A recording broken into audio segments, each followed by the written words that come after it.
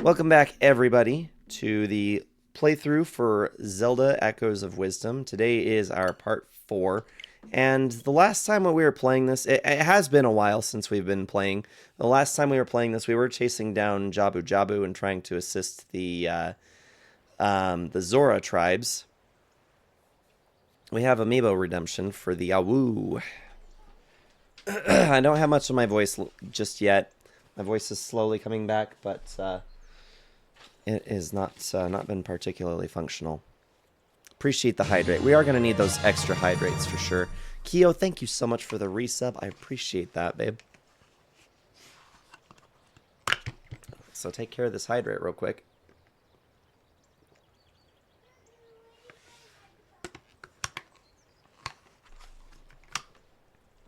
All right. So yeah, we were on the Zora's River. It looks like it's been since December 7th. So yeah, just about 2 months since the last time that we've been live and playing. Since this is the game that I'm trying to I'm trying to prioritize getting through this so we can finally say that we've finished our series playthrough.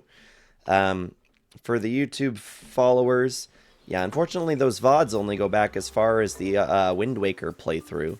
But we've almost made it all the way from the Legend of Zelda 1986 through every game, minus the CDI games. I still am obligated to mention that because I know power will grind my gears if I don't. We also skipped 4 Swords for Game Boy Advance due to emulation problems, and we've also skipped Triforce Heroes. I might circle back. Other than Triforce Heroes, yes. See, Power, you're right there with me. So, this is going to take me a minute to remember how to play this game since it does not play like a typical Zelda game. I remember that I can I can summon things. And there's a jump button. Yeah, we don't double jump though, do we? This allows me to grab things, and that's not what I wanted to do.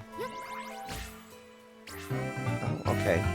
Oh goodness, and we have the Code Wolf already. Code Wolf and gang, welcome in, Raiders, welcome in. How is everybody doing today? I am just trying to figure out how we play this game, because it has been a while since we played.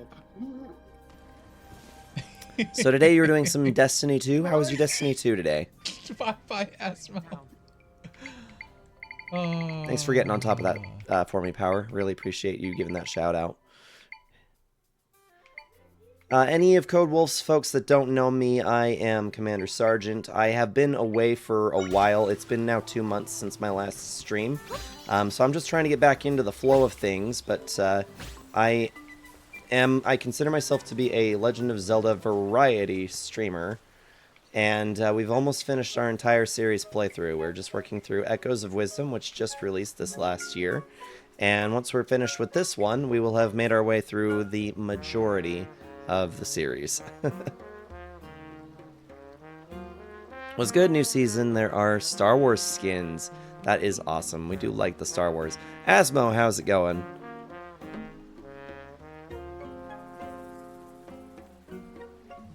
Oh, take hay. I love the dancing pineapple. That is awesome. Can't imagine me being rusty. Well, we're gonna be very rusty today.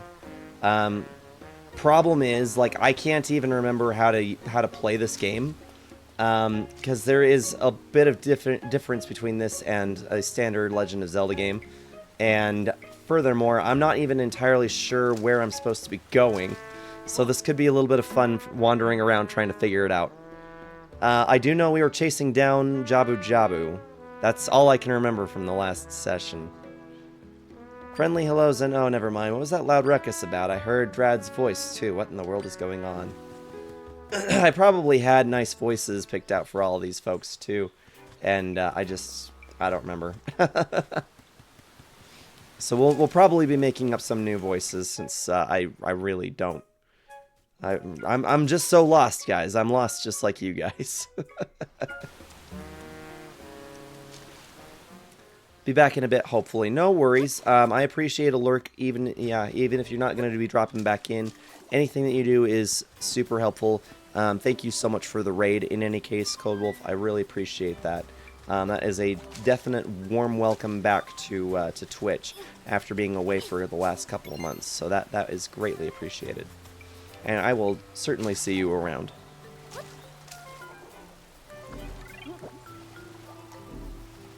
Okay, it looks like we can get out this way. Need things that can fight for me.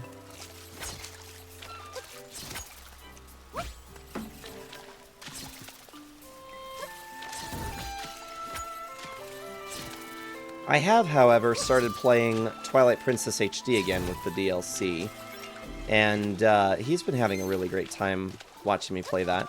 We did recently play through Dark Souls 2 together. That was his choice. So I finished up my first playthrough of Dark Souls 2. It was a pretty great game. I'm probably going to be that individual who is going to side with it's actually a great game and everybody else doesn't know what they're talking about. It wasn't without its jank, for sure. It was certainly janky in places, but I didn't have nearly as much trouble with it as a lot of other people have made indication for.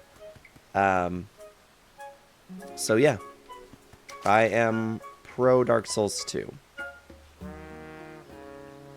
Having a role equivalent in Zelda game again. I like being able to jump in games. It is extraordinarily helpful. Babbo, welcome in. Welcome in, Babbo. It's been a while. How have you been? I was about to start my swim practice when Lord Jabu Jabu raced right by me. I always tell everyone that the water's scary. See? I was right. I'll never swim again. Lord Jabu Jabu came out of nowhere and wrecked my house. Where did he go? He surged up that waterfall. I think I also heard someone yell over there. This is all really bad. So if he surged up the waterfall, can I see my way to getting up there?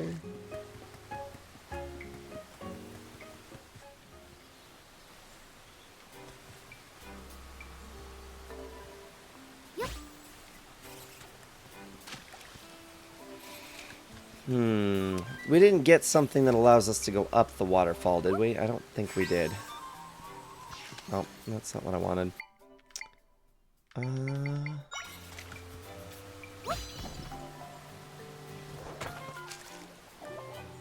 Suppose that was not entirely necessary.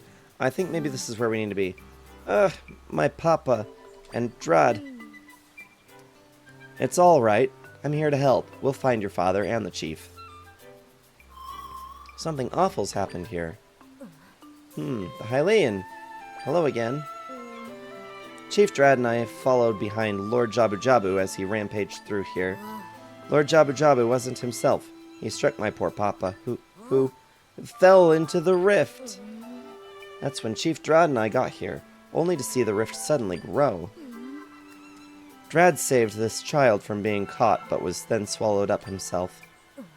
I can't say where Lord Jabu Jabu's gone, but Drad... Oh, it's all too terrible.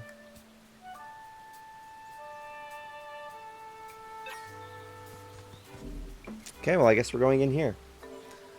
What I gather, Dark Souls 2 is good. It was just people unhappy that the original game director of the previous and future games wasn't the game director.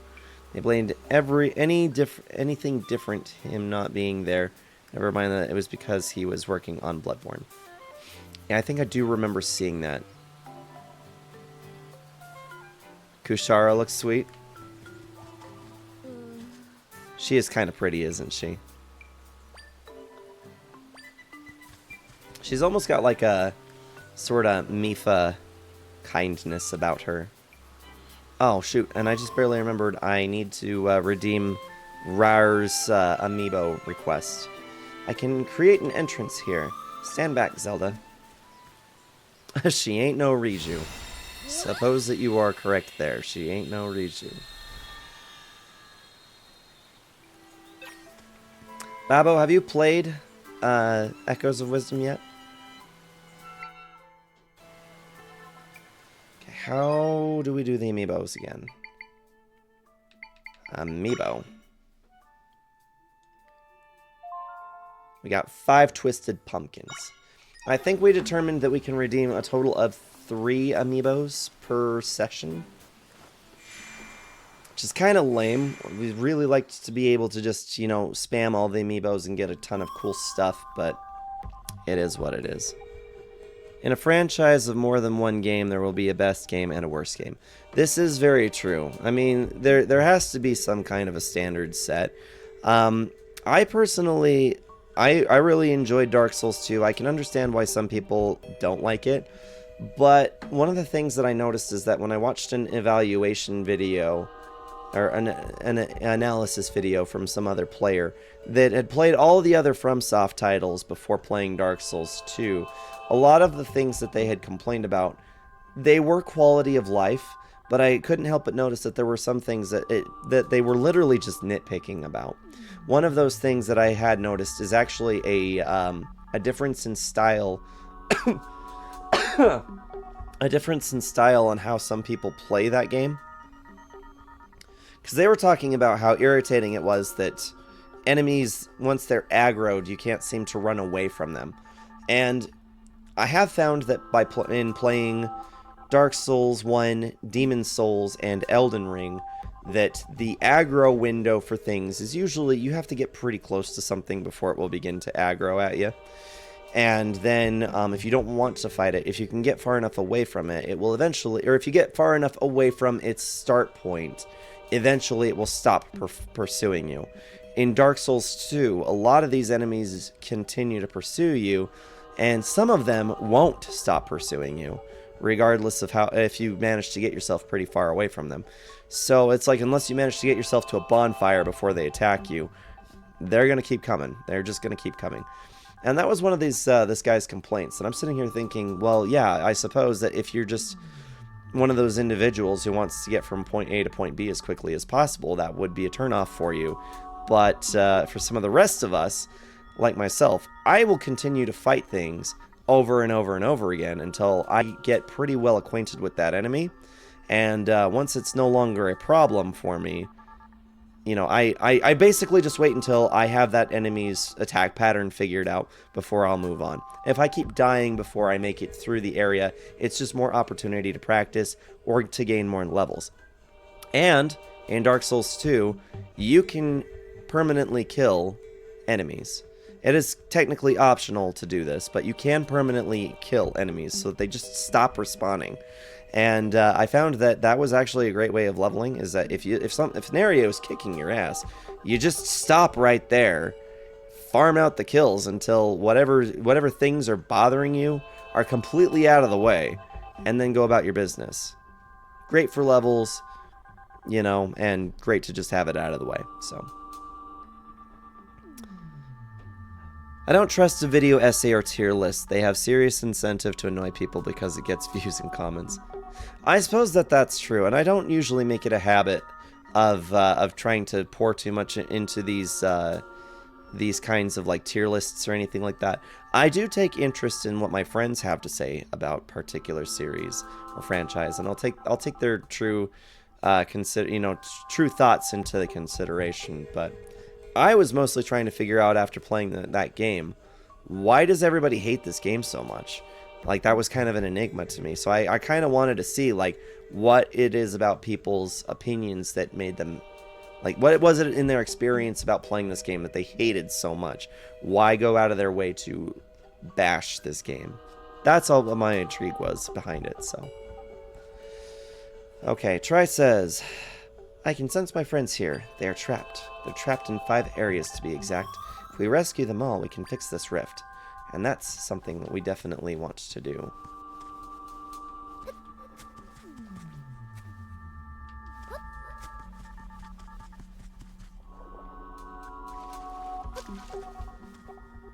Okay, do I actually have to do something or just check? That's right. Alright, we got one of them.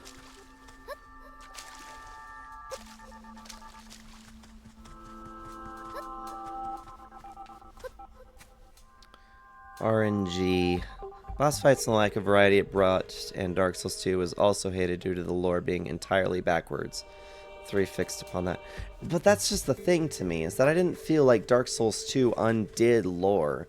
In fact, I felt like Dark Souls 2 did a phenomenal job of building the existing lore that was established from Dark Souls 1. Because there was a lot about my playthrough with Dark Souls 1 that made me just kind of sit there and go, I don't understand anything about what's going on. I don't understand like what anybody's getting at. I don't understand. And Dark Souls 2 had broken things down in a way that made a lot more sense, and I was actually able to figure out more on like what exactly is the story here. What's going on?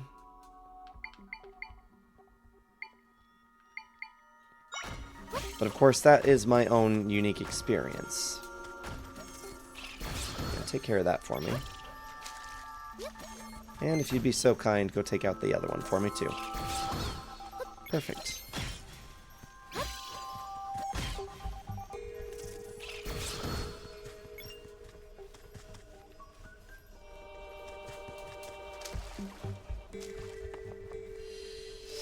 A lot of the hate is more about we want to make it clear we want the original director. It just got the short end of the stick. But then people also praised the DLC that came out for it as well, saying that the DLC had fixed a lot of its content problems as well. So really, I don't know what to make of all of it. I really don't.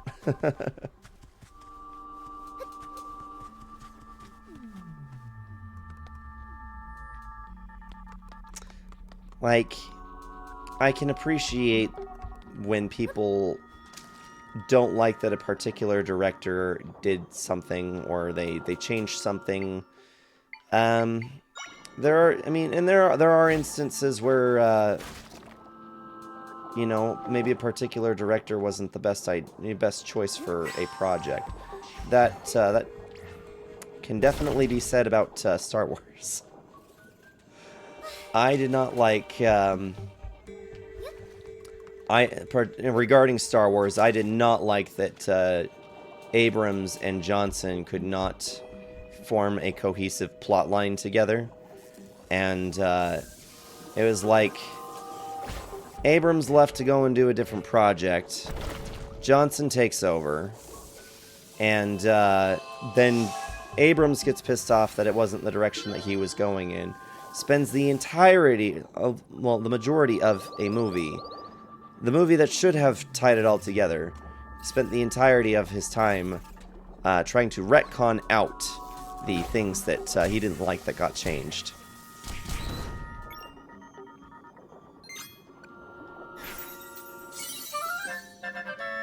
We learned the Beery Echo. Jellyfish. Jelly? Sweet. Ouch. That was not sweet. Dude, get off of me. Oh. Crying out loud. I think that's actually the first game over for this game. Let me just make sure.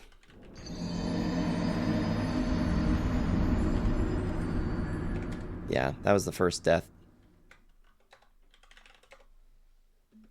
Yeah. Waited months for that.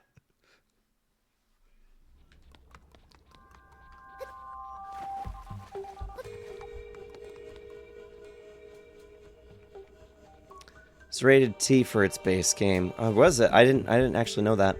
Should I get the intention from software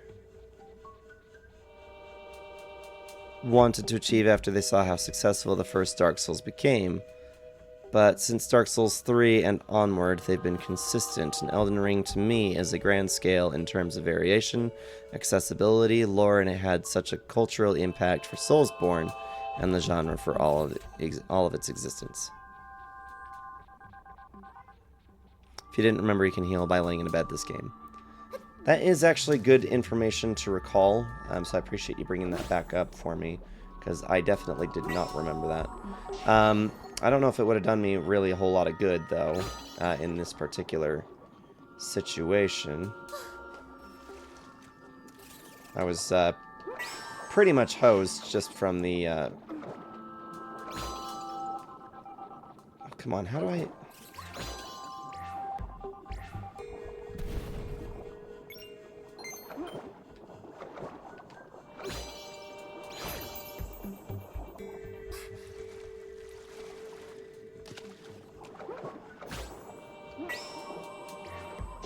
There we go.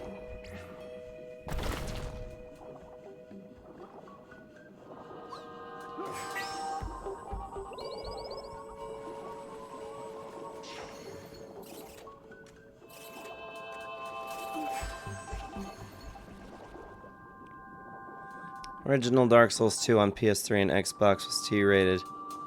Huh. Better beds heal more hearts. That does make sense.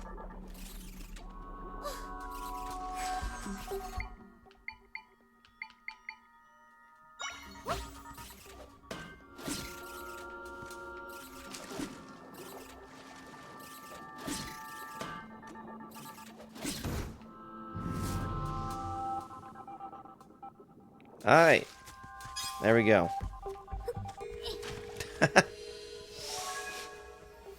When you need an echo out of the way, just pick it up and throw it.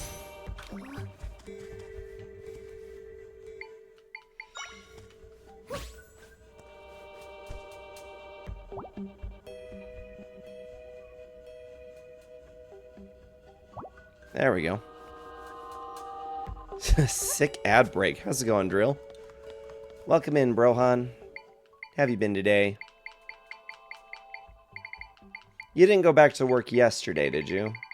I can't remember if you were back yesterday or if today was your first day back.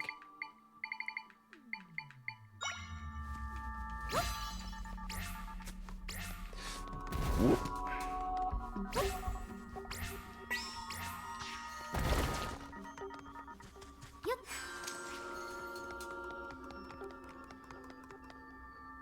Just casually dooming a knight to drown.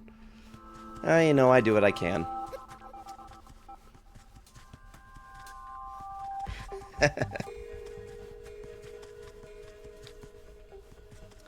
So we've got a list of exciting games coming out this next year.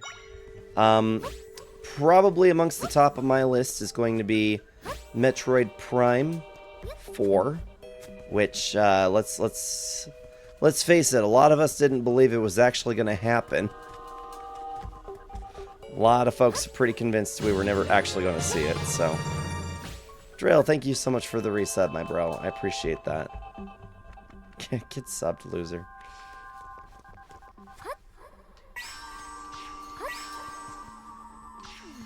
I don't remember if there was something specific that I could do to help with these.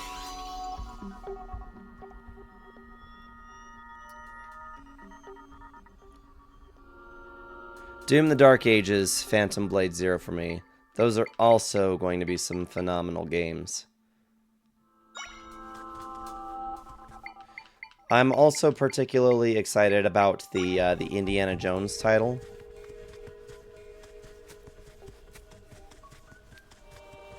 I think that's going to be really cool. I had been talking to King about it yesterday, maybe the day before.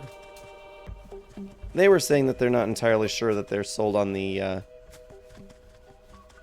idea of trying to do the whip in first person.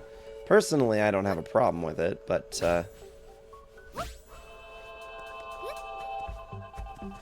I suppose that we will have to wait and see what happens. Oh, the Indiana Jones... I didn't know that the Indiana Jones game was already out. Goes to show what I know.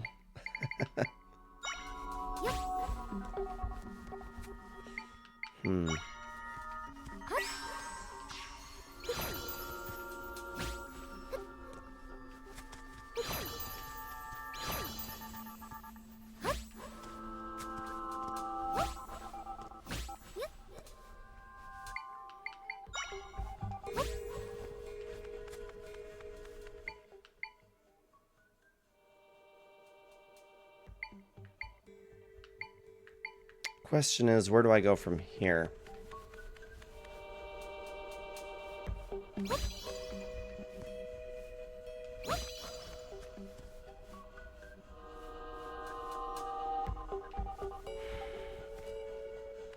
This does not help me.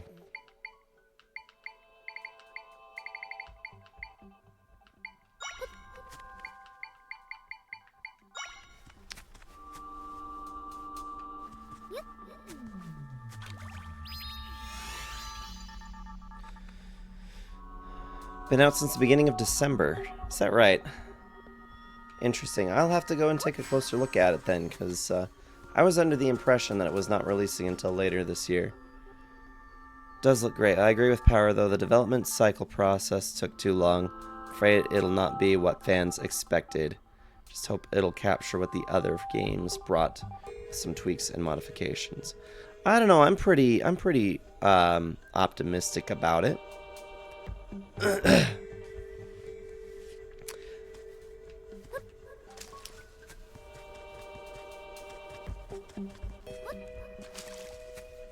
I kind of look at it like this, right? So we know from what they had told us that the Metroid Prime 4, we know that it got announced back in what, like 2016, 2017? That was a long time ago. It was in fact a very long time ago. But we also know that it got scrapped only a few years ago. Nintendo had come forward saying that they didn't have anything to provide about Metroid Prime 4, except for the fact that they went back to the drawing board because it did not take the shape that they were expecting for it to creatively. So if you kind of factor into the idea that they had completely scrapped what they had for it originally and restarted it, that production window goes down from what, like 8 years down to like 3 or 4, something like that. We'll have to see. We'll have to see what happens with that. Metroid Prime 4 does look great. Yeah. It's not out yet for PS5. It is out for Windows and Xbox Series SX. Okay, well, I'll keep an eye out for the PS5 release because that's primarily what I play on. I'm not opposed to doing a Windows, but I'll have to see what happens.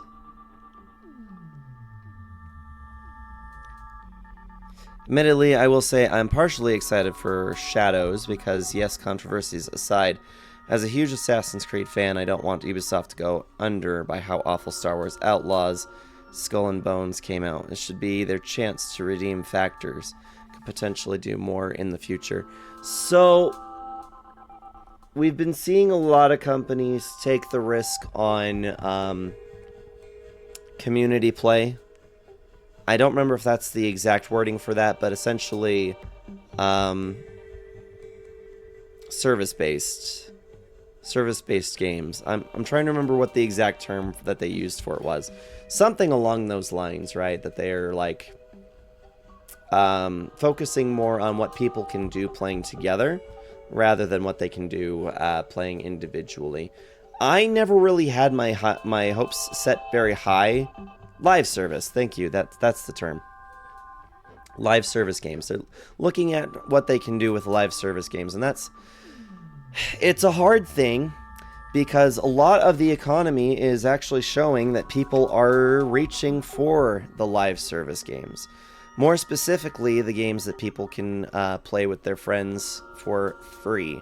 Namely, Fortnite, Genshin Impact. Those are some of the largest at the top there. And so when you can just get out what you need from gaming with some friends, and people are only funneling in money for things like, you know, skins, loot packs, whatever. Stuff that not everybody needs, or they're willing to pay more money just to get extra content from the game. That becomes a hard market to compete in. And so when game developers start thinking, okay, well, if it's live services that are just going to get people to give us money, well, now we start putting a lot of time and effort into live service games that are, once again, being that are asking people to pay money when there are other live service games out there that are not. It's hard. This is part of the turmoil that I feel like the gaming industry is just in right now, where we have this we have a player base of people who still want to play single player games, who still want single player narrative driven, you know, games. And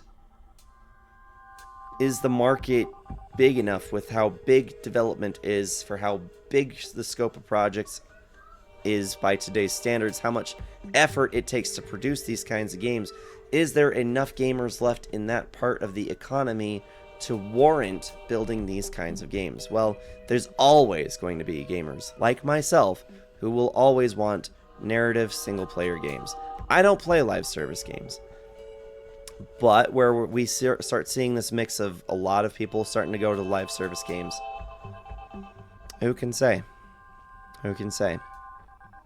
Shadows will probably be Assassin's Creed quality, in that it won't be the best, but it won't be awful. I mean, there have been some really solid Assassin's Creed titles out there. Black Flag was phenomenal, which is why I'm a little surprised that Skull and Bones just had a flop as bad as it did, given that it was a recipe for success. Assassin's Creed Origins, beautiful, phenomenal theme, and had really great score as well, or original soundtrack that went with it. So, Origins, solid title, and I really liked Valhalla. Even though it was an enormous game, I really liked Valhalla. I didn't have much problem with it, personally. A lot of people didn't like that you could purchase time savers to clean up the map for you, which, you know, it is what it is, but whatever. Main problem with live service is that people who only play live service only want to play a couple of them. So the Fortnites of the market are few and far between because their favorite version of live service is the only game that they will play. You got it. Exactly. Skull and Bones was really a case of sunk cost fallacy in a lot of ways, unfortunately. So they already knew that they were in too deep and just kind of had to let it go. Risk being, risk a game not being particularly successful to mitigate the costs that it was to develop the game. I could see that. And it's really unfortunate because I've heard a lot of people that were really, really excited, myself included. The first time I saw a promotional trailer for Skull and Bones, I was intrigued. Once I found out that it was going to be something live service based, I kind of turned my nose up at it and went, I don't think so. I don't really particularly love to play live service games. I'm going to get a little bit of gaming in here since I keep monologuing. So bear with me. I'll get to you there in just a minute, Scorns. There he is. He'll go back to normal just like the others if we can fix this rift.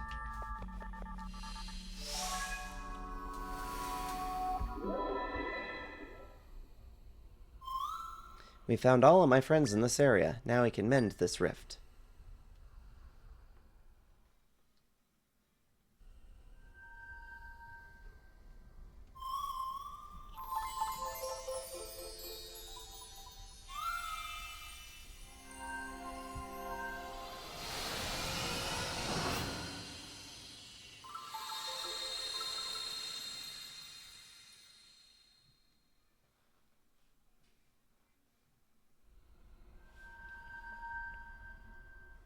Appreciate the hydrate there.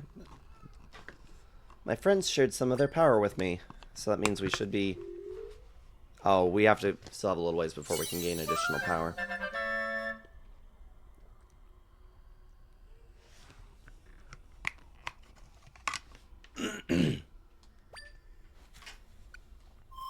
Zelda, let's go back to your world now.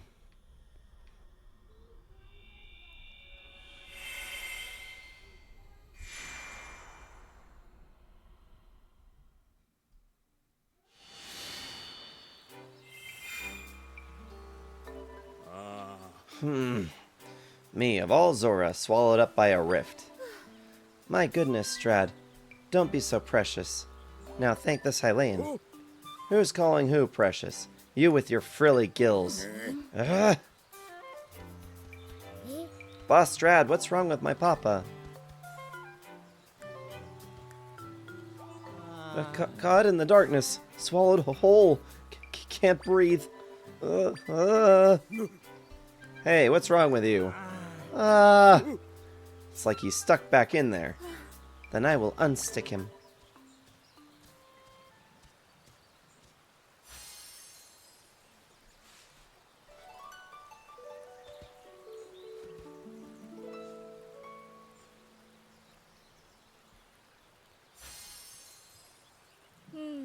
Did that help? I'm okay now, thanks to you.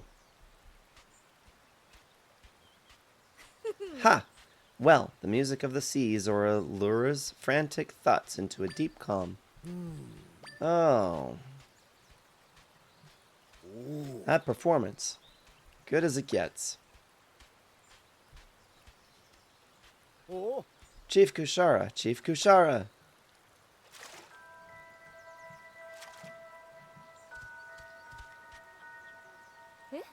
What's the matter? It's Lord Jabu Jabu. He's in Zora Cove. Right then, let's go. Hey, wait for me. Oh, almost forgot about you. Kushara said you saved us. Who are you, anyway? Zelda, huh? I know I've heard that name. Well, Zelda, I owe you a big thanks, but that's got to wait.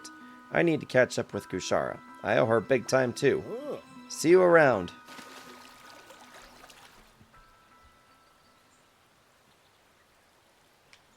Alright, so we need to go to the Zora Cove. There they go again. That music she played was pretty nice. She performs better by herself. I love that stamp noise. That was a good one. Okay, so now we need to go back to Zora Cove, which was down here. Oh, I can warp there.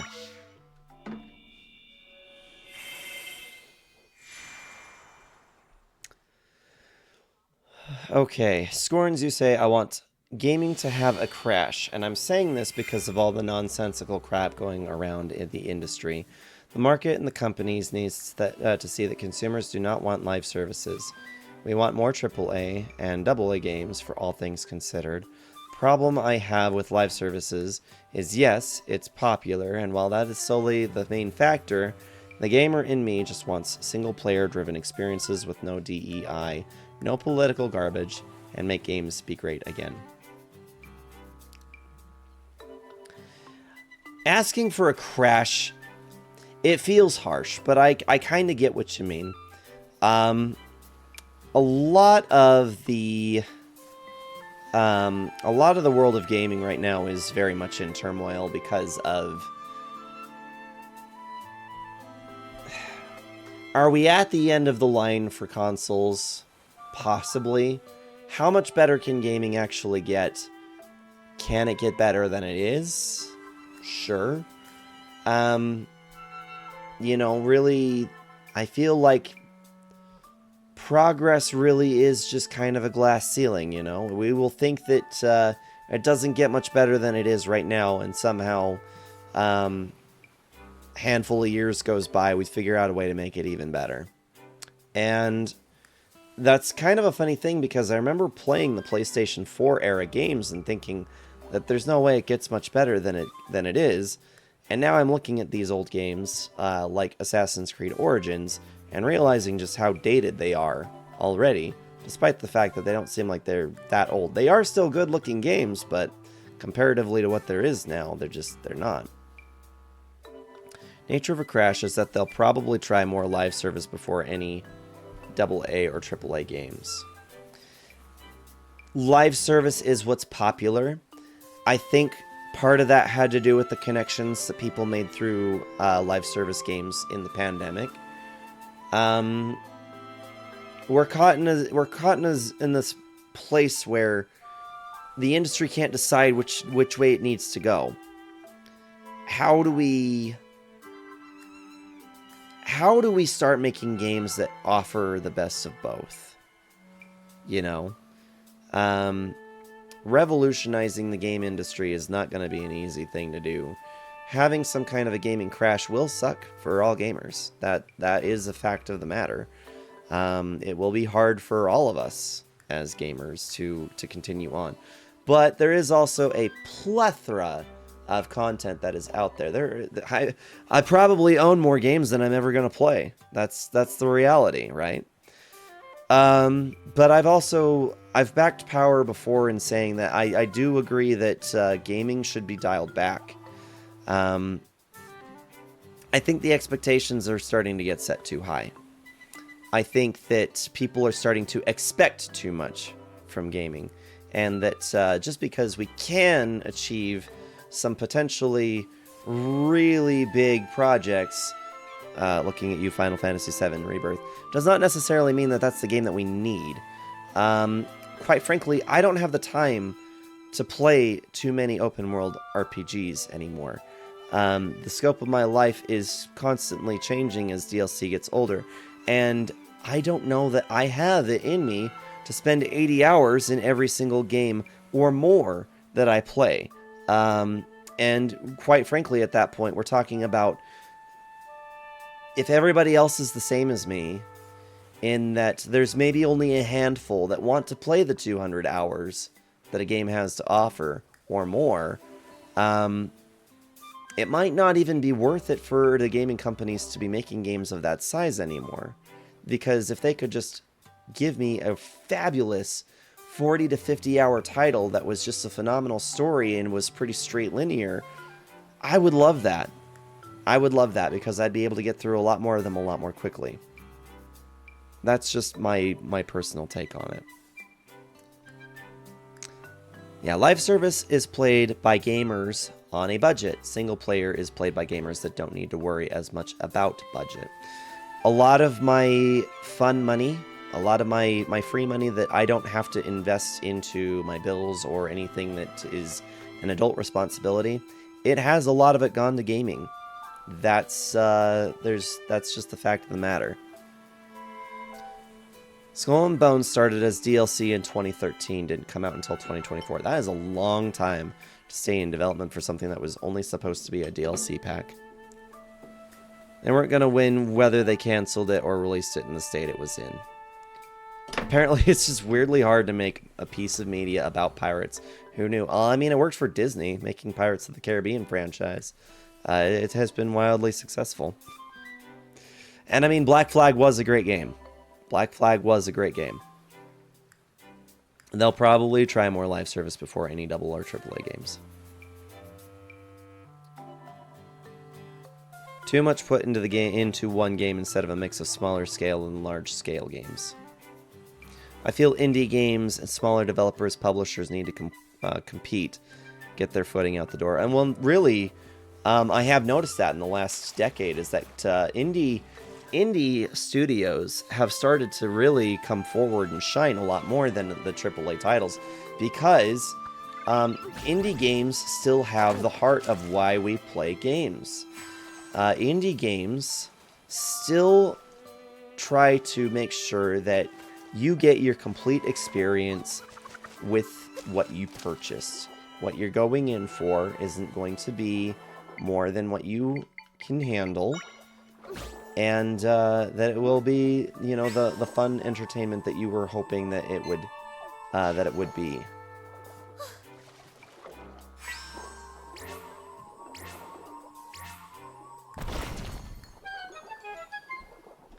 Cool.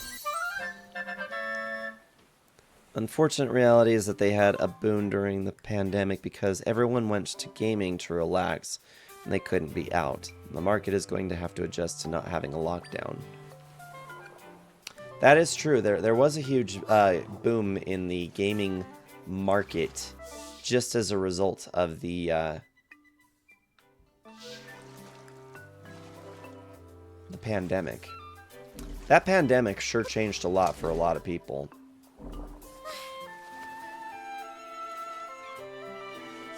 Am I not supposed to be down here? Jabul Waters Rift. We did that, though. Am I not supposed to be here yet? Starting to feel maybe I'm not supposed to be here yet.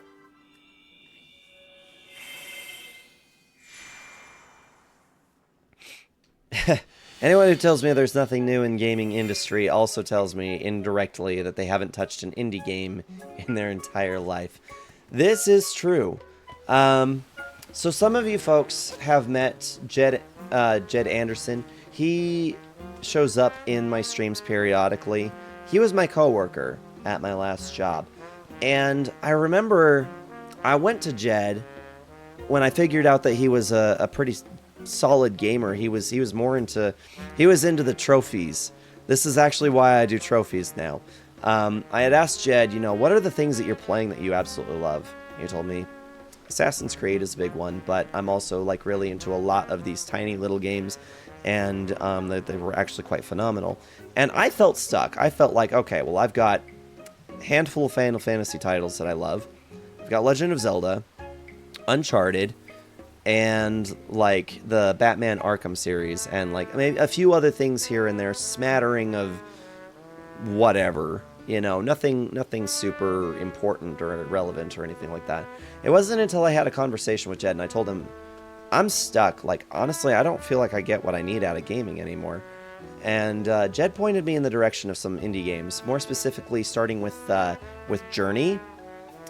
That kind of was the first time that I'd ever really tried an indie game and was really impressed with what it had to offer. So when I played Journey and realized that there was more to gaming than just, you know, trying to get a high score, it opened up some doors for me. Made me aware that I was actually more open to playing different kinds of games than I thought.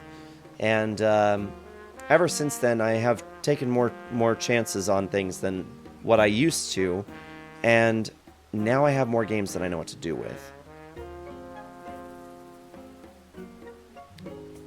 Journey was such a beautifully crafted game. Absolutely loved it so much. It is a really wonderful game. If anybody here has never played Journey, look into it. It is a really cute, wonderful game that just kind of makes you appreciate taking gaming at a different pace. My mom's being weird. She's staring at the pool in our house, talking to herself, something about monsters. Ah, she's going to feed me to monsters. Wait, no, that isn't it. Still, I'm sure she's very disappointed with me. I can't swim yet. I'm just too scared to try. Please, you've got to help me. Could you check in on my mom?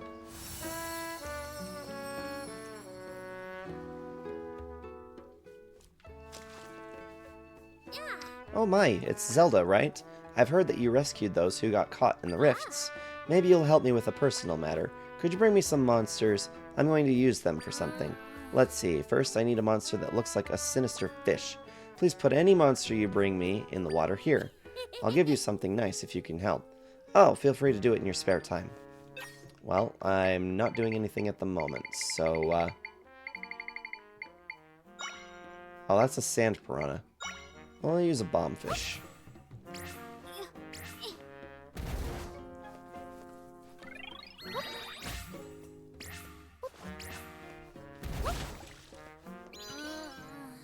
Looks like a sinister... Oh, I guess that is actually a specific monster. Let's see. I don't think I can put the sand piranha down there.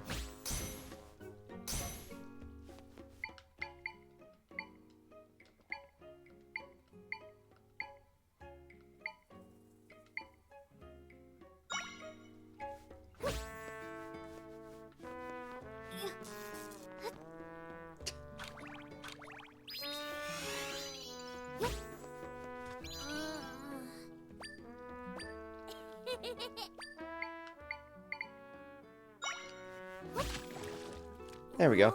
Perfect, that's exactly the sinister-looking fish monster I wanted. Hang on for a moment. This is tough enough for the job, but it's not getting... It's very shiny.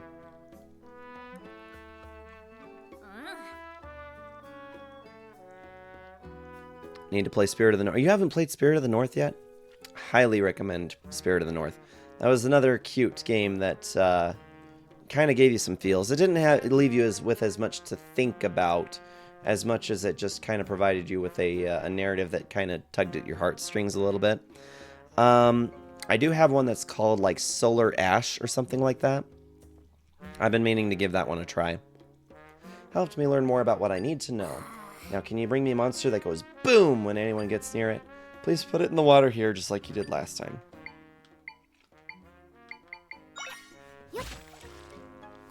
Oh, a bombfish. Those definitely go boom when you get too close to them. Now, let's see. This wasn't good enough either. It's not going to get dazzling enough. But it does have a fine shine. Looking better. Thanks for that, monster. It helped me learn even more about what I need to know. Now, please bring me a shocking jellyfish monster. Please put it in the water here, just like you did last time.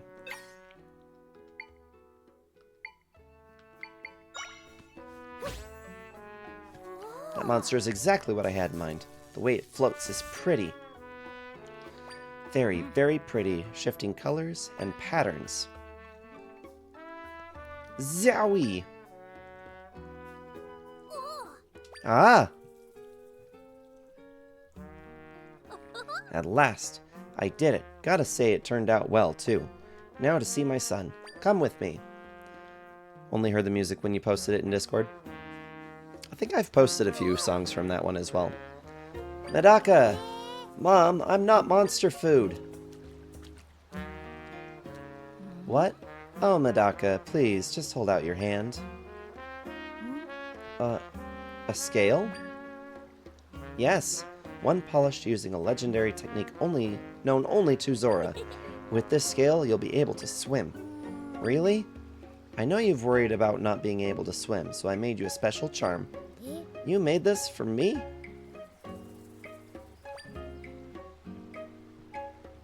I'll give it a try. Yeah! Whoa! Whoa! I can do it! I'm swimming! Well done. I always knew you could. Yay! Swimming is fun! Thanks, Mom. Thank you for your help. I can't begin to say how much this meant to us. I'd like to thank you by giving you the same charm I gave to Medaka. You got a Zora scale. It's a charm made with secret Zora methods and enables the wearer to hold their breath for longer underwater. That is helpful. I needed each of those monsters so I could research ways to polish scales. So again, thank you from the bottom of my heart.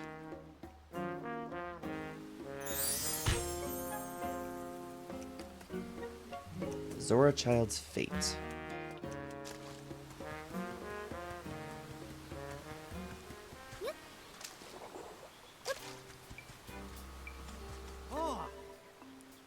A rift finally got me. I can't believe it. At least it's me. I couldn't stand it if my daughter got caught. Oh, down. There we go.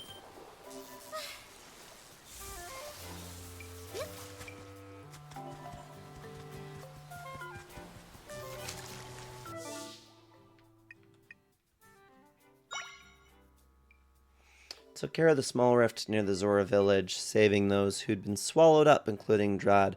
Chiefs then chased after Lord Jabu Jabu, who surged down to Zora Cove. I've always been a try many different games, including indie gamer. Just didn't talk about it much in school because it always got weird looks. The thing is that, like, I feel like gaming just wasn't as cool back then as it is now. I mean, that was often my experience as a gamer when I was a kid. I was often made fun of, just even for liking Legend of Zelda. People basically told me I wasn't cool. And, you know, that was a difficult thing for me, was being treated like the way that I was for the things that I liked. Because people didn't like me for the fact that I played Star Wars. People didn't like me for the fact that I liked Pokemon. People just didn't like me.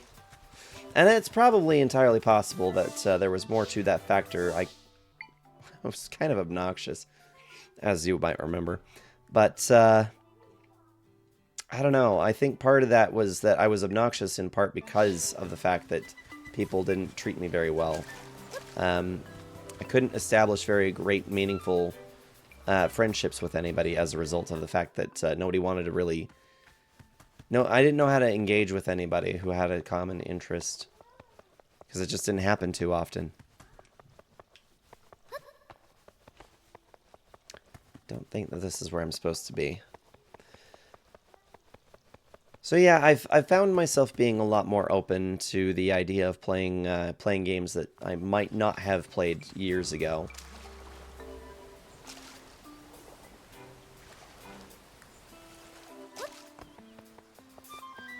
Guys, I'm still so jet lagged. We came back on Sunday, so I'm still just kind of feeling the effects of having to travel between time zones, and 6 days in Disney World too. It was all a lot. Anybody interested in seeing the photos? I did post a lot of the photos from the trip in my Discord server. Okay, you needed something. What did you need? You're back. I'm guessing that the grilled fish for my son went bad. Wait there, I'll get you another one. Alright, it's ready. Good thing I stocked up so I can make another. My son should be in the woods north of here. Thanks for helping take his grilled fish to him. Watch out for those hungry monsters.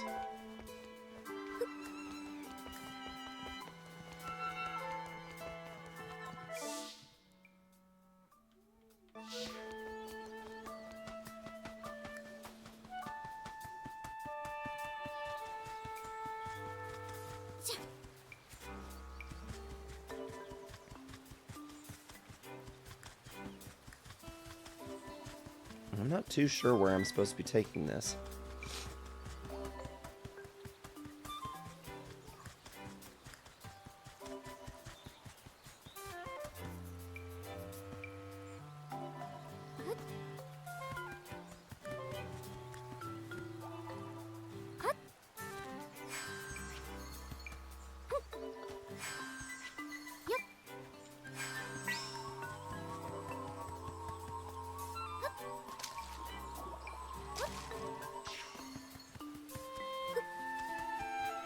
Is this for you?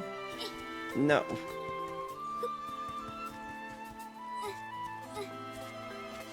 Oh.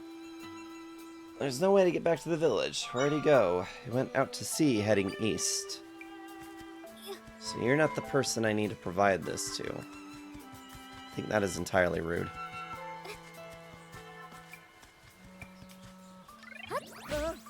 Whoops.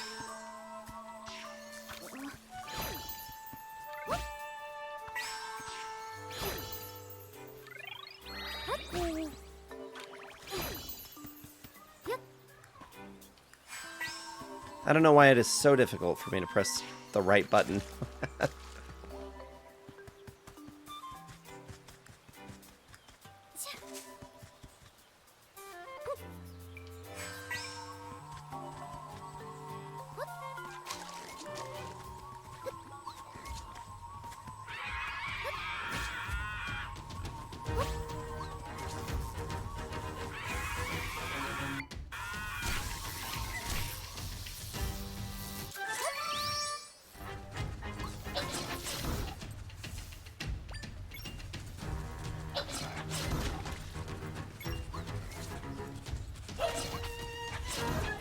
Well, there goes the fish.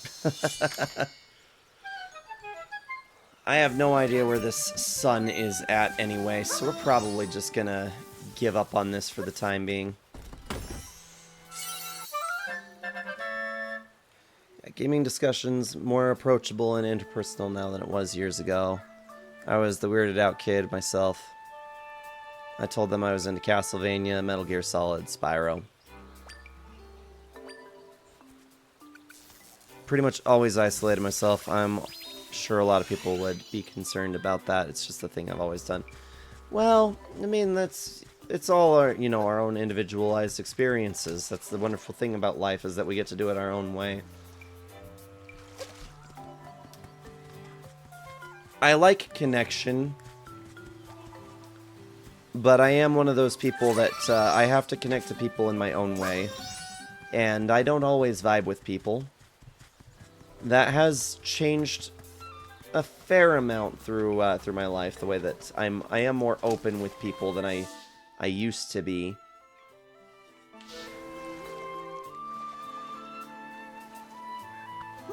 Whoops.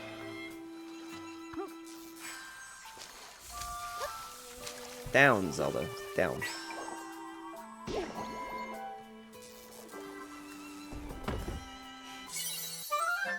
Sweet. Who can complain about getting 50 rupees? Confidently aware to even share my taste, compassion for games. Share pass onward. New generation. That's when I stream.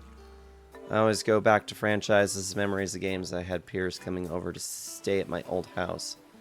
Eating pizza, playing countless hours just felt so reflective to myself emotionally and physically. I think a lot of us have a lot of great memories of gaming when we were younger.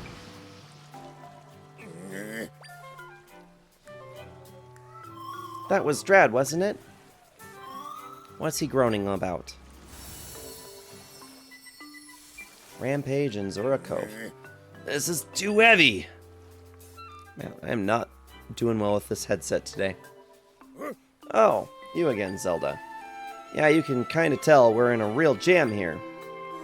My son and Chief Kushara, they're both trapped in this cave.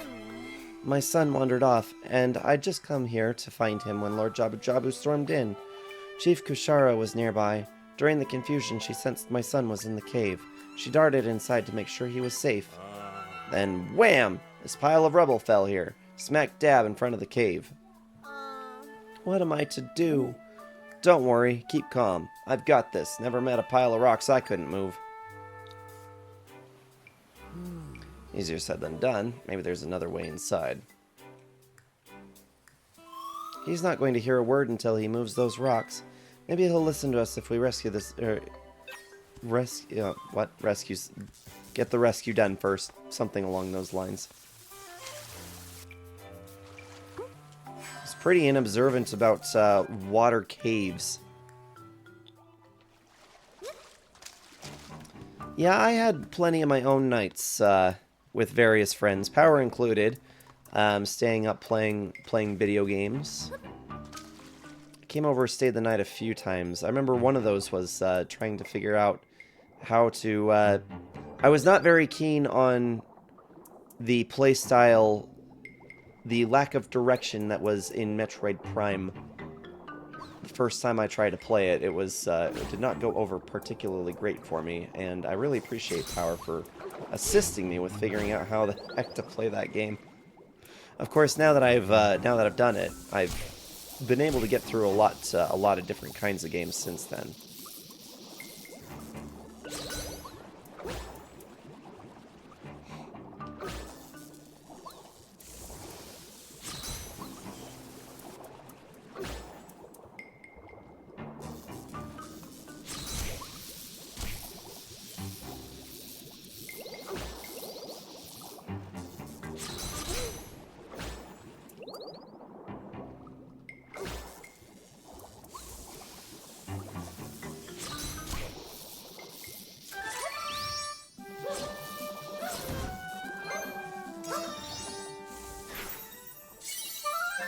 There we go.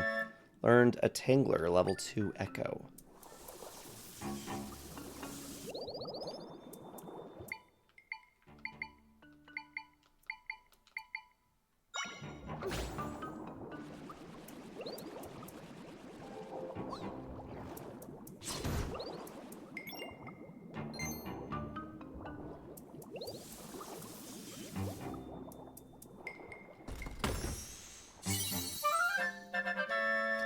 Ten pieces of bubble kelp.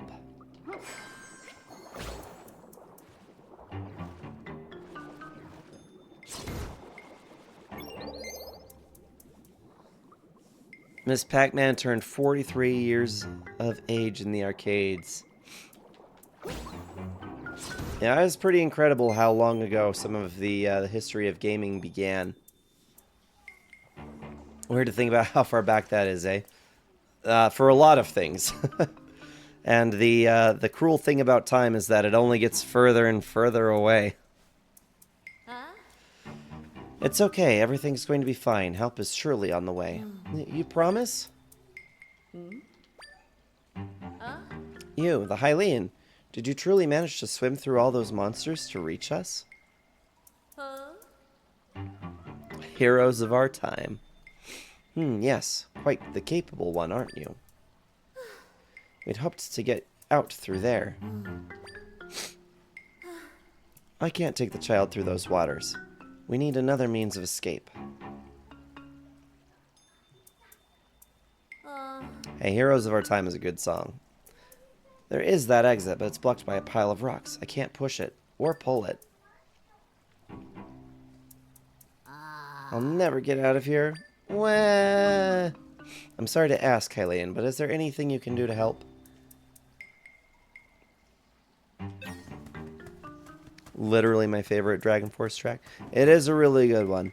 It's been a while since I've assessed favorites of the Dragon Force songs. But I would say that that one is definitely still along the top of my list.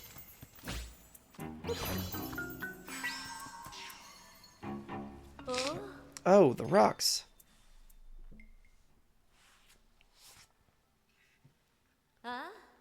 Valley of the Damned 2, that is also amongst the top. You moved that pile of rocks. Now we might be able to leave this place. What is your name, Hylian? Zelda, that sounds familiar.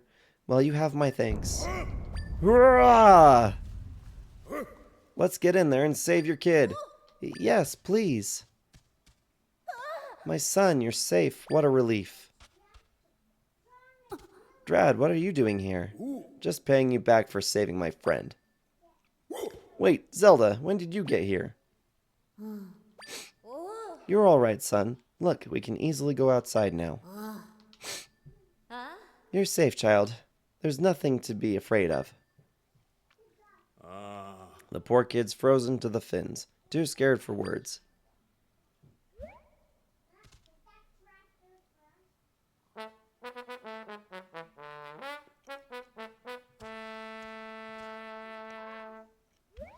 Make Riju proud, Kushara.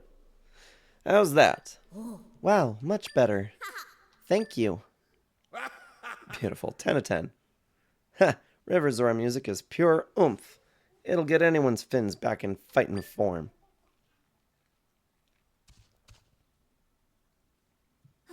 Aha! Your sound was superior. I'll admit it, Drad. That performance was magnificent. Who could have guessed that your music could help one of my people? Don't forget, you helped one of mine, too, just repaying a debt.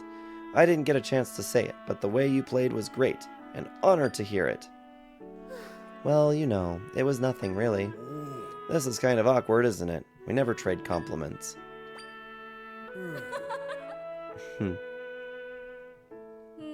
Every now and then, Drad. How about we put our squabbles aside and try to help each other out? Heh, I was about to say the same thing. Then we're agreed. And when you and I work together, we're a strong tide that lifts all.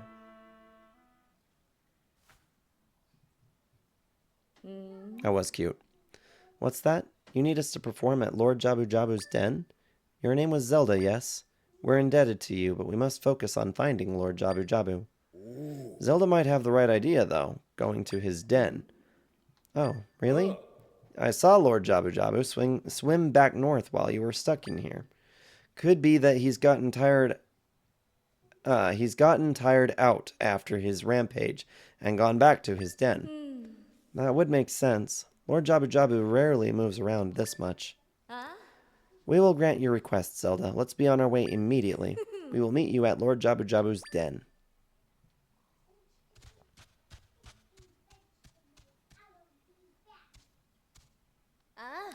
Thank you for saving my boy. We wish you well in your travels. Thanks, Zelda.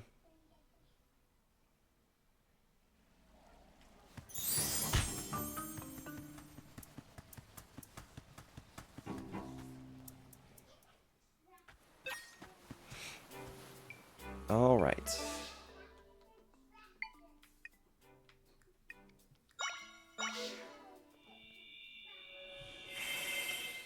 Yeah, we're just not going to make a whole lot of progress today. I kind of figured that would be the case.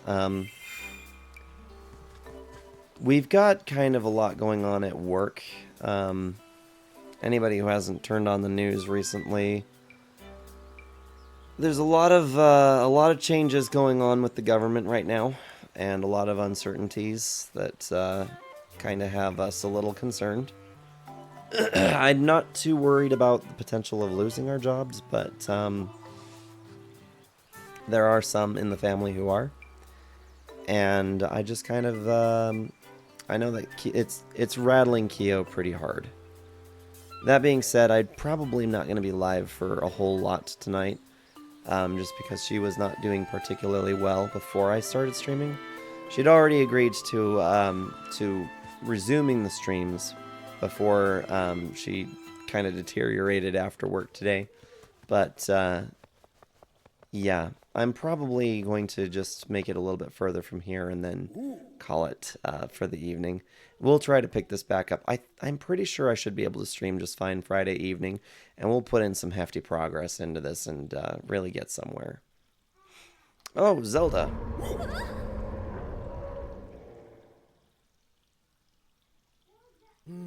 Lord Jabu Jabu did return here. You've got to get through this door, right? We normally perform here to open the way, but it's not so simple now. One of the altars upon which we perform is broken, likely by Lord Jabu Jabu. We can't play together until it's repaired. And both have rubble on them. We have to get the altars ready for us. But how? First things first, I suppose. Clearing the rubble seems like the easy part.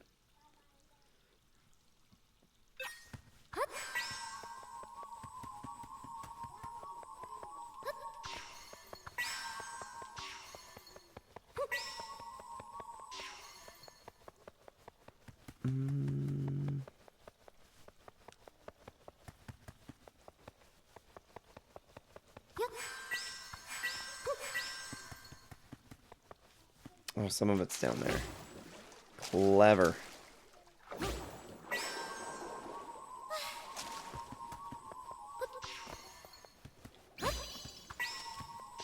There we go. Know someone in the field that's concerned about their job as well, so I totally understand that situation isn't as exciting. It's well, I'll put it this way.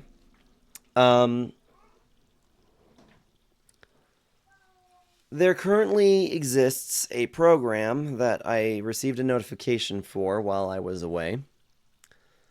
They are wanting people to accept an early resignation from their careers with the promise that they can continue to telework and essentially take things easy all the way up until September. At which point you still basically be receiving your pay. Once that cutoff happens, though, you're on your own. So we're asking people to quit with the incentive of continuing to pay them until September. Which makes it sound like it's a super gravy program until you realize you don't have a job anymore.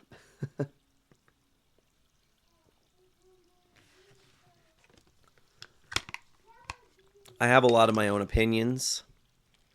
And I'm not speaking on behalf of the organization that I work for or anything like that, but I will say that for my own personal experience so far, I'm just very concerned that there isn't very much thought being put into the preservation of the American people. That's my own perspective. I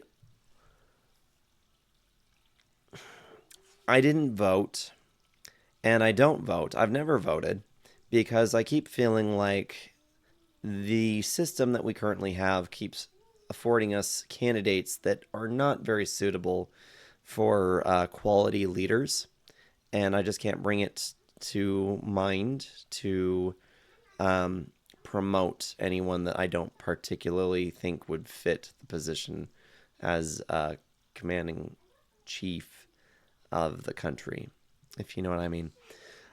President of the United States of America. That is a very, very big role to fill.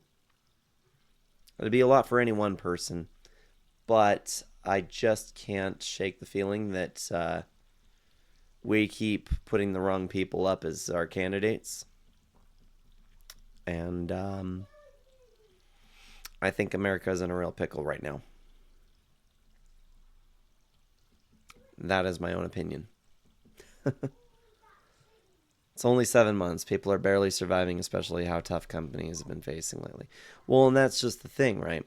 So we're talking about, this is, and we don't even actually have this in writing, and they're pressuring people to make a decision on this by Thursday this week. So they informed people of this program last week, and they want anybody who's interested to make an indication of their interest by Thursday as the cutoff time. They're really pressuring people. And the scary thing is that they've started a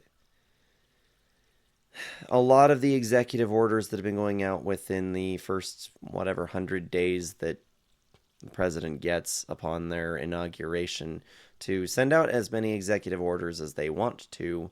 A lot of them are trampling all over a lot of basic human rights, a lot of unethical decisions that are being made, and frankly, a ton of them are ending up being stopped because of the fact that they are just so well. They get lawsuits.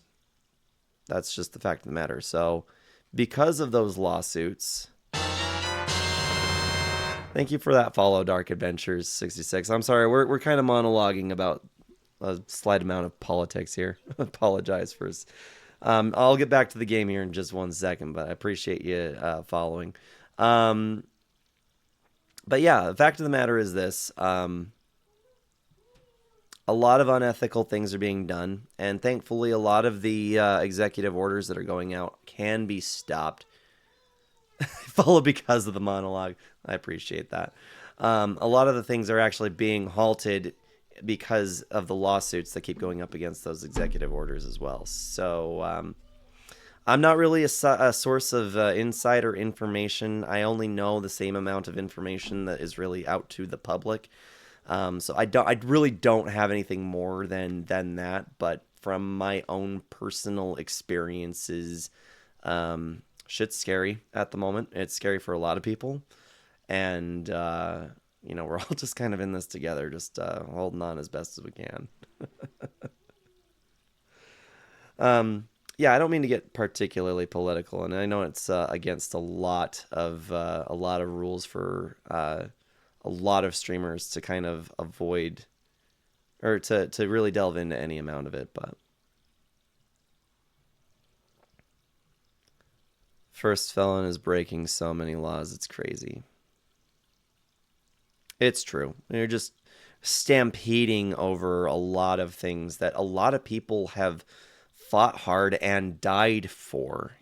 Frankly, that's what's most appalling to me is the blatant disrespect for the fact that a lot of individuals are now under scrutiny for just being who they are, and that's just not okay. You know, we've come a long way in the last decade to have a lot of it be revoked all of a sudden by one moron, one particular asshat. Is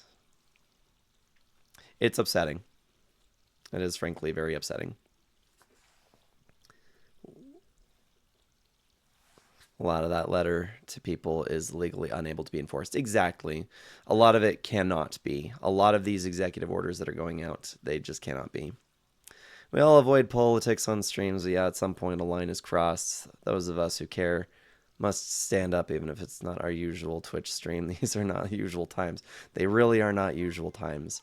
So yeah, I appreciate anybody who kind of understands where I'm coming from, because I do not mean to be, somebody that is going to be a problem. I'm not intentionally going out of my way to call anybody out for their politics. But I will say we have never stood more divided, and yet we are now finding ourselves more united as a people because of the uncertainty that is against us. Regardless of what your particular politics are, we've got a lot against us as the American people. Daddy. Hey, buddy. Hi. What's up? You want to say hi? Yeah. Some of you guys know my son. This is DLC. He's my cute little kid. I love him very much. Everyone is welcome to streams unless you're a Nazi. It's simple. Very true. No, all are welcome here unless you're an awful person, in which case you can just get out. That's a fact. What a cutie. I think so too.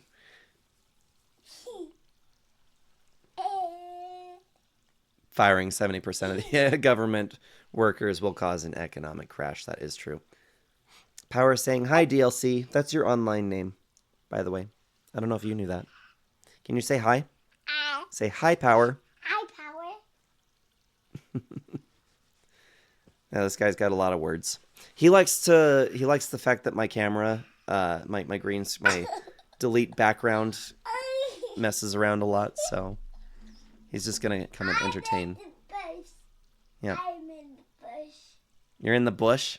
Yeah. Are you hiding? Yeah. You're hiding in the bush? Oh, well, there you are. Pop. We can perform now. You helped us yet again, Zelda. I can imagine hearing him say, Dark Souls. Dark Souls. There you go. What's your favorite game? I don't know. You don't know what your favorite game is? Dark Souls. Dark Souls? Is Dark Souls your favorite game? I'm hiding. Stealth DLC.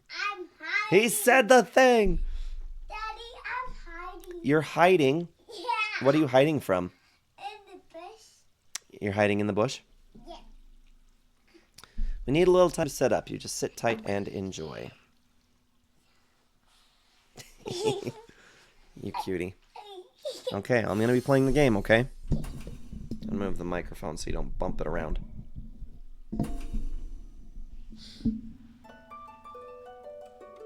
hiding. You're hiding?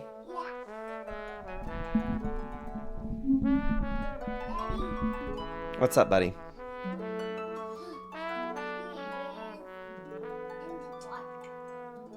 You're in the dark?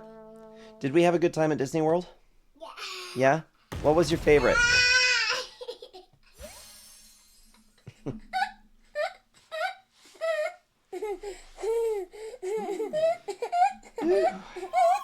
The way they played at Crossflows Plaza wasn't anything like that.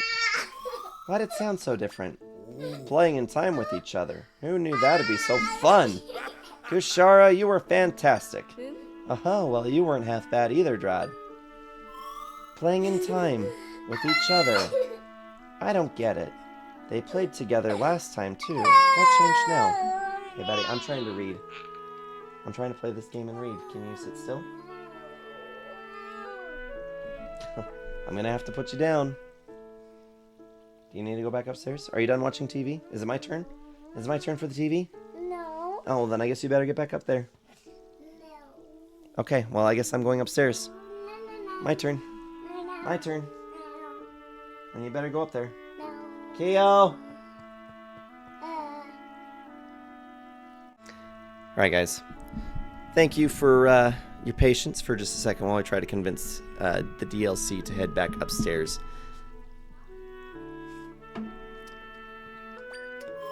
They played better this time. What changed now? They seemed pretty happy. Well, they played together, which unity is a very beautiful thing. Brad, I'd like to apologize. I've behaved terribly. I hope you can forgive me. Kushara, I feel the same. Sorry for everything. We didn't mean to hold you up, Zelda. The door is now open. We'd never have gotten this far without you. We owe you big time. Let's go in to see Lord Jabu Jabu. Yes, together. And now, Sarge's feature presentation, and wow, that was amazing how ended that became. I'm not sure what you mean by that. Lord Jabu Jabu, we ask that you return our friends to us, please. Our friends are very dear to us. Oh. Oh, how short it ended. Oh, I have an idea. I bet we'd get him in a better mood if we perform like we did earlier. Then let's play our best. Right. Oh. Not a happy Jabu. He's still angry? That doesn't make sense. Something's a little off here. A little? Things have been a lot off ever since he started acting wild. The way that big fish looks, Zelda, it's got to be another imposter from a rift. An imposter? Huh. Now that you mention it, that would explain everything. Who said anything about an imposter? The round thing next to Zelda thinks that. Oh, right. Drat has been in the rift. He can see me now. I have no idea who you're talking about, but well, I'll take your word for it. Let's show this fake fish you can't mess with the Zora, and I bet giving it a good thumping will fix all our problems too. A fine plan, Drat. Let's all dive on in then. Alright, we're right behind you.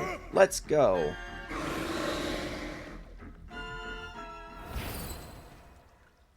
Thanks. Oh, those foods, yes, they definitely were. They were definitely delicious. We ate really good while we were at Disney World. That much is for sure. It was expensive, granted, but all of it was very worth it. Yeah, the French toast plate, blueberry cream cheese. It was a phenomenal. I actually almost went back for that on the last day. I was strongly considering going back for that. Specifically because that was in the Pandora land of the Animal Kingdom. I just kind of liked that they made that blueberry cream cheese look like it was kind of bug squash that went on toast. Something that maybe somebody would have eaten on Pandora. I don't know. It was just kind of it's a fun little theme. And the crazy thing about Disneyland and Disney World is that even when you order something like a hot dog, you're in for a culinary experience. Because I got a hot dog, and it was an all-beef dog with, oh gosh, what did they put on? It was like salsa, corn, Fritos, and like a handful of other things. It was phenomenal. It was phenomenal. Anything blueberry related, just go back for seconds. DLC wasn't sure that he liked the idea of eating the purple stuff. I tried to scoop it off, and then I flipped the toast when he wasn't looking and tried to cut it up so that he wouldn't know that it was there. And then eventually he got down to a point where he realized, hey, my stuff is still covered in purple stuff. And I told him it was blueberry and that it was yummy. He was skeptical until he tried it, and then he was just like, oh, hey, this is delicious. I'm like, I told you it was delicious. You should have just believed me. But of course, we're 4 right now. That's hard to understand. The slushie was bomb. And that DLC did not have any trouble with drinking. The moment I told them that it was like fruity flavored, he was all over that. Time to fight a fish. What's this? We're cut off from Zelda.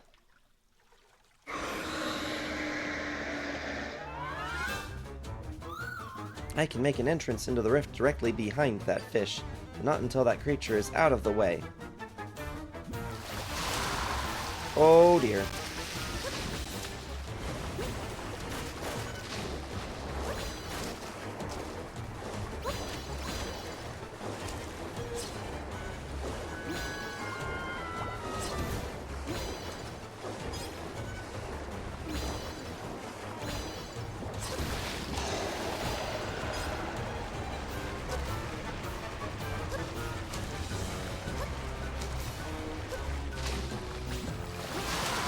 I guess I should have tossed a few of these bomb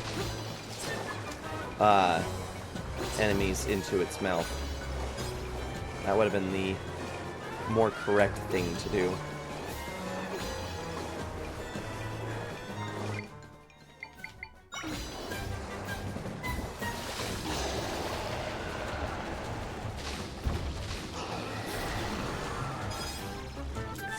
Trying to beat Jabu Jabu like he's King Dodongo. That's a different one.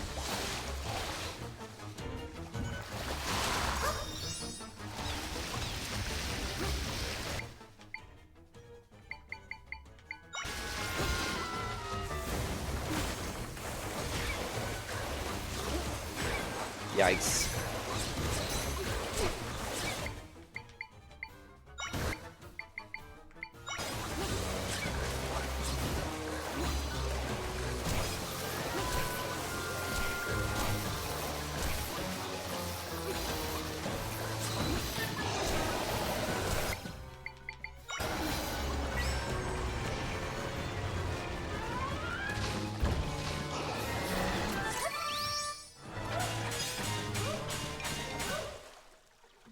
There we go. Whenever I go back to Arizona, I should send a photo of this pizza place my dad took me. And funny enough, it was actually featured on diners, drives, and drive-ins and dives. We have one of those here as well. It's called Burger Bar, and it was also featured on that show. It's a pretty great place to go and eat. It's in my hometown. We don't get there very often anymore because we don't live over there. But yeah, if anyone ever comes to visit me in Utah, we'll go hit up that place for sure. The slushy and the pizza. So at Disney World, they have one of the four parks is called the Epcot Center, and half of Epcot is a world showcase where they have different nationalities all broken down. And I can't remember all of them, but they have Canada, UK, France, Morocco, Japan, Norway, China, Mexico, and I know I'm missing another one. They also have one for America, but we didn't get over there. And it just so happened that right now they are doing a festival of art, like an art festival. And part of that is that they actually have these little food studios all set up. Germany, thank you, babe. They have all these little food studios all set up, and for a much lower cost than what it normally takes to eat at any of the restaurants in each of these little showcases, because each showcase has its own restaurants with its own styled food, and they even hire people, they hire cast members from those nationalities to come and work at Disney in their respective places. Italy was one of them. I also missed Italy. So we had the pizza and the slushy from the Italy. But those little food studios that were all over the place, they were great for sampling, and that's where the sushi donut that I shared came from, as well as a few other things. So if you ever get the chance to go to Disney World, take a day, or at least a half a day, to go and appreciate the World Showcase, because there's a lot of cool stuff there, a lot of different kinds of history, and they have a couple of rides there now. The Norway one has a Frozen ride. It used to be the Maelstrom. It's kind of Viking inspired, so it's been replaced. But they also have a Ratatouille one in France.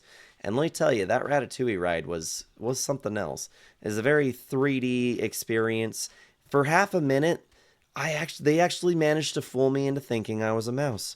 I'm not even kidding, because you ride in this thing that's like, it's on a magnetic track and it progresses through, and they have all these theaters that they push you right into. Very 4D experience. And one of these theaters was small, and they had it like you were going down in between in between two walls, and so we're going down this way, and there wasn't anywhere left to go, and something started coming at us from like the left, and I said holy smokes to myself, but because I was like maybe only a few feet away from the wall, it echoed back at me like I was really that small and really in that compact of a space. And I had a moment where I'm just like, oh my gosh, my senses are overloaded. I am tiny and actually like being chased. It was kind of crazy. I don't know how they pulled that off, but I mean, I do, but it was really cool. How was the hotel experience? I never stayed there when I was a kid. Do you remember doing the drive going into Disney World? So we stayed in a resort hotel on the Disney World property. So we stayed at the Port Orleans Hotel, and let me tell you, that was actually phenomenal. You could have an entire vacation without ever leaving the resort. They had all kinds of things. You could rent bikes, you could go biking. There was a pool that we swam in. There was transportation to and from Disney Springs that was just provided via a boat, a little boat ride to and from Disney Springs, which is kind of the equivalent of a downtown Disney sort of thing. And like it was just awesome. They had all kinds of activities that I really wish that we could have stuck around for some extra time to look at, but it was what it was. I would love to have spent more time doing just that. So yeah, the hotel. Ad break. I'm sorry that you got stopped by the ads again. 'Tis the curse of trying to get any amount of stuff out of, or any amount of monetary benefits comes with the ad revenue. Scene. Boss, that was terrifying. And now I'm sorry. Sorry for all of this.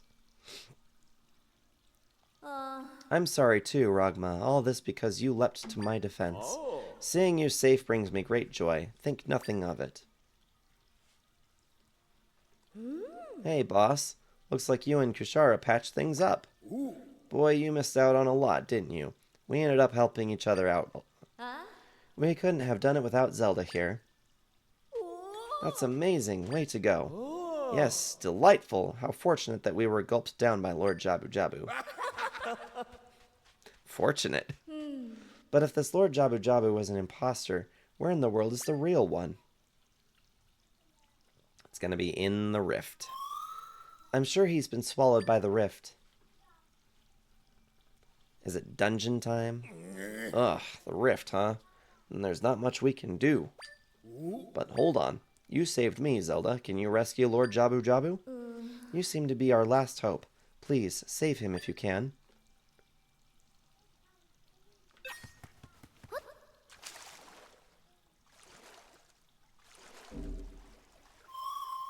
I can create an entrance here. Stand back, Zelda. You got it.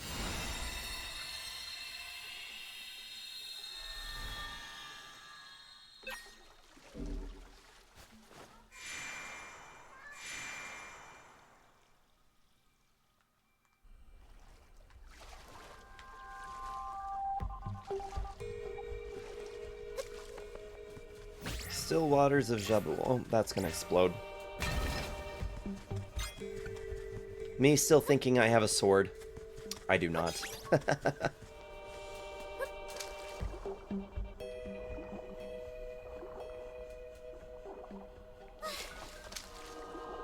Up.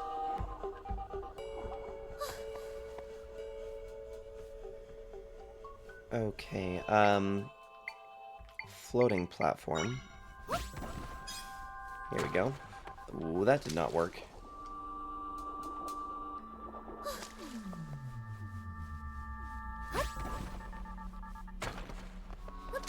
That is really not working for me.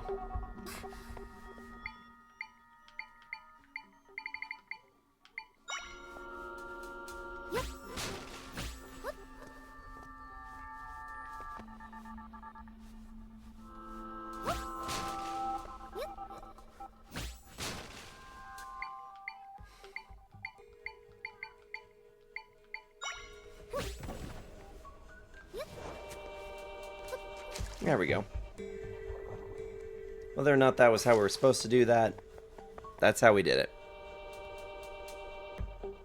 Oh, your own bombs don't hurt you. I think I remember that actually. But I appreciate the reminder all the same.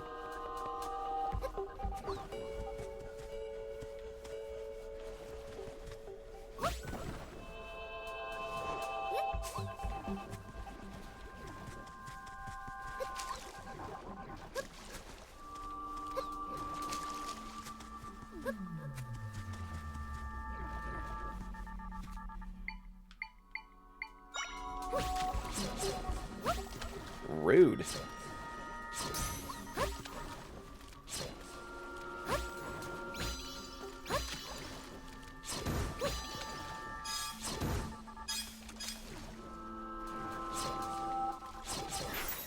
Oh, I get to learn cubes. Water block echoes. Okay.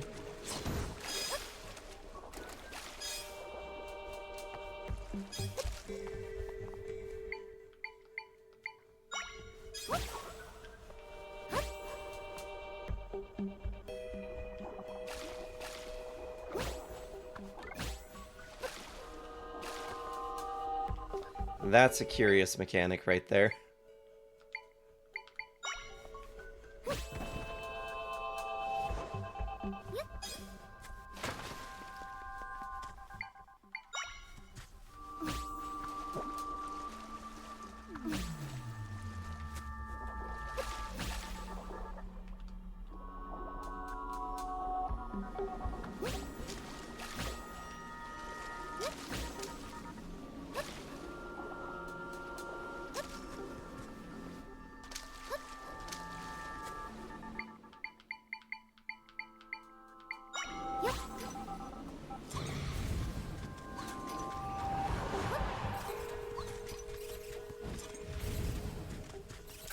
Oh, please.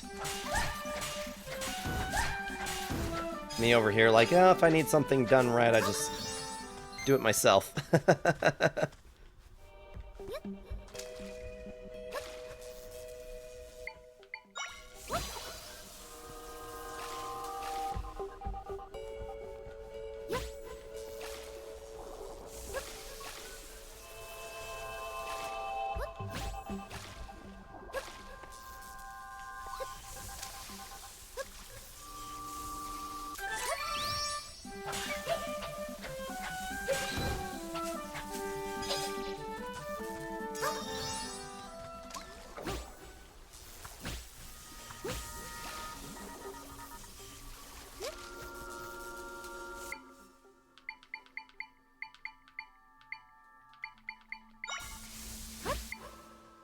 Dang it.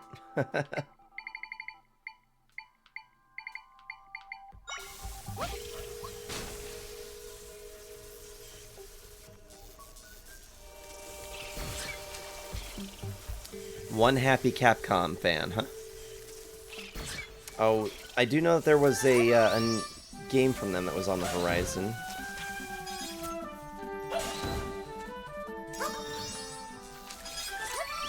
Whoops.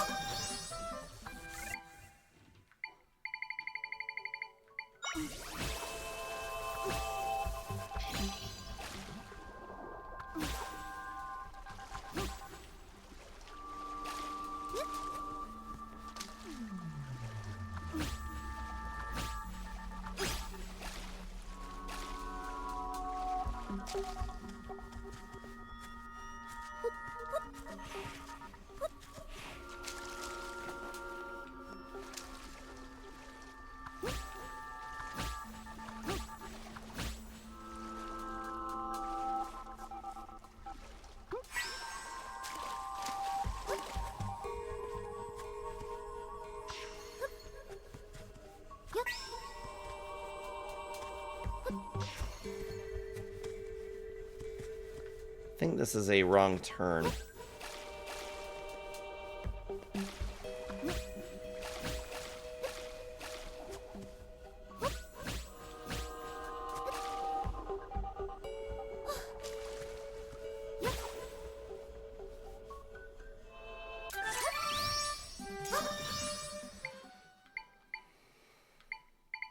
I have an ever-present problem of never being able to remember what buttons do what.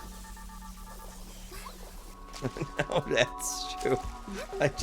I just got here.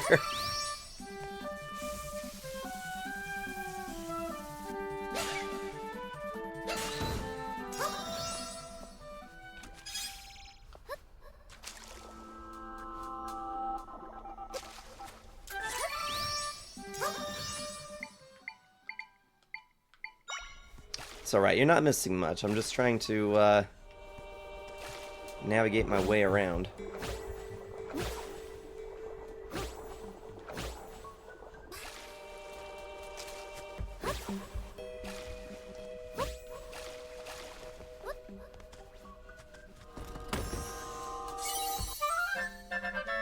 Cool.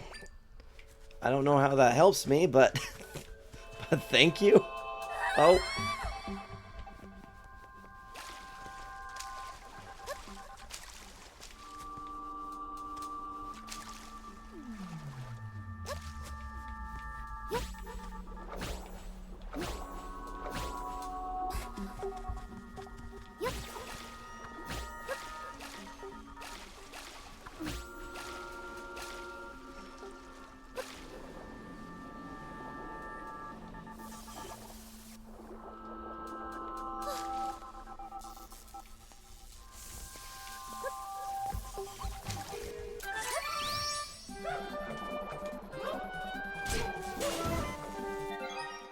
gotta have something that's gonna heal us here, right?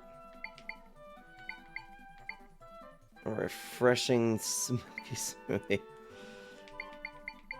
Unfortunately, it looks like a lot of what I have to heal me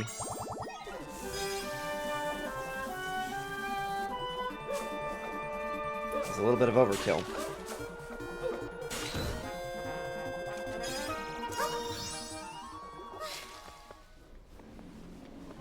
Appreciate you resharing those links for me. I think we found our fish.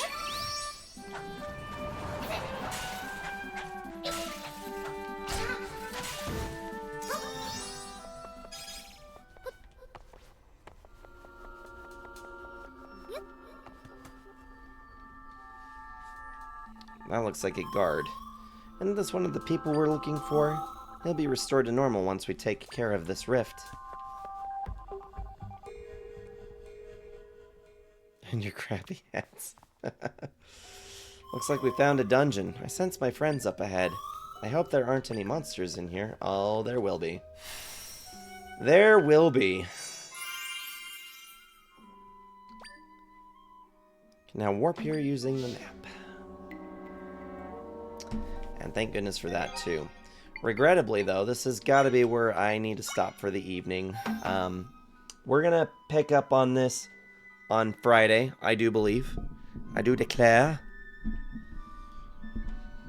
So with some weekend flexibility, we should be able to make some good progress on this and just kind of take care of it as quickly as possible. Because once we're done with Echoes of Wisdom, my Tuesday streams, my Zelda streams, I have so many ROM hacks that I have been gathering up diligently for the last 4 years that I want to play with you guys. So, yeah. We're going to do a bunch of ROM hacks once we're done with Echoes of Wisdom. And my Friday streams will finally be resuming the Horizon Zero Dawn playthroughs that I know some of us have been missing. Myself included. I have been missing doing Nimpai's redo. I'm at this point where I honestly... I've been sitting here going, was it really that bad? It wasn't that bad, right? It was terrible. No, it was really terrible. Don't do it again. But was it that bad? Nimpai's redo. I mean, it's not outside of the realm of possibilities. I guess it just depends on how much I hate myself. We'll find out. All right, guys. Yeah, big thanks to everybody who's come and hung out with me this evening. I know some of you guys probably caught messages through other servers and showed up as a result of that. Huge thank yous to the Code Wolf for the raid that you did earlier right at the beginning of the stream. And also another thank you to Dark Adventures 66 for the follow. Greatly appreciate that, and I hope that we have an opportunity to get to know you a bit better in the future as well. I'm just checking to see right now if I've got any friends that are live. It's been so long since we've done streaming, I don't know who's still streaming. Let's do...